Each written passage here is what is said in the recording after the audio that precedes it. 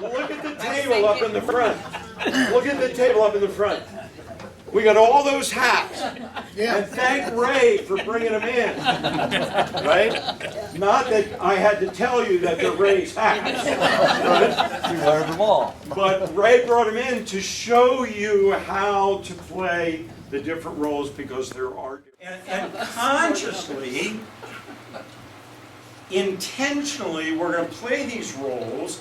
And the more knowledge that we have about what these roles actually are, the more intentional we can be in facilitating them and using the skills necessary to get the outcome that we're looking for.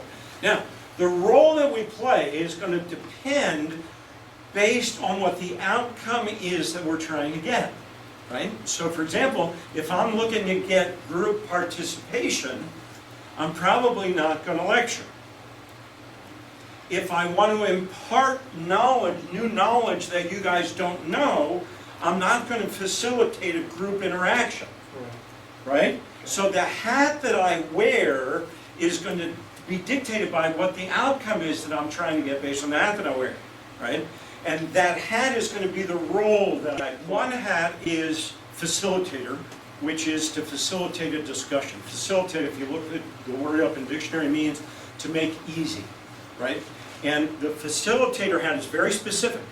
It has nothing to do with the content of what you're teaching. It has nothing to do with other than the process that you're trying to facilitate.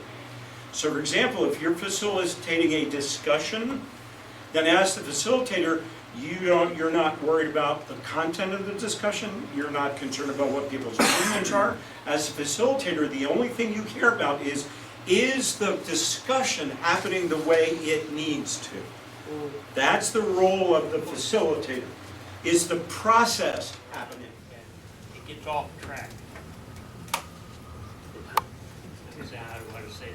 Does the facilitator step in and say, hold it, guys, let's go change the subject back? The process is good. The tendency, as you said in the beginning, when you start talking about what is the problem, of keeping people from jumping in with solutions or causes right Correct. in the middle of it. And so whoever facilitates has to constantly, that's a possible cause, but now what is the problem? Thank you. And keep going back and insisting on getting through the first step by step. Yep, good for you. So, let's go back to the hats conversation. That's why we spent so much time on the hats conversation, because in this kind of scenario,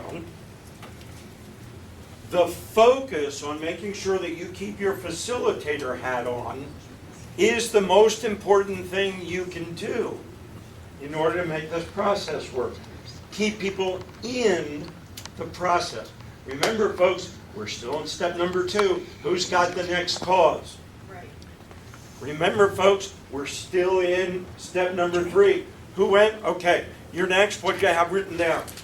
Keep people there. Thanks very much. So as the facilitator, you can change acts in midstream, so Yes. to speak. But my challenge to us is to do it more intentionally, to do it more consciously, so that we know what we're doing, why we're doing it, and we know when we got the outcome so that we know when to switch to. I don't see us as leaders playing facilitator role very often. I don't see us allowing people to share their point of view without you making judgments, or allowing other people to make judgments, or to make decisions until the discussion is fully over, all the points of view are out, everybody feels like they're important and they've been heard, and then you go to the next hat and say, okay, let's figure out what to do with what just came out. If you were to think about how you lead your chapter, how you lead your district, which hat do you think you typically wear most? Coach. Instructor. Facilitator. Dictator. Thank you very much. Any of those taters. We're going to add that to the list for the next one.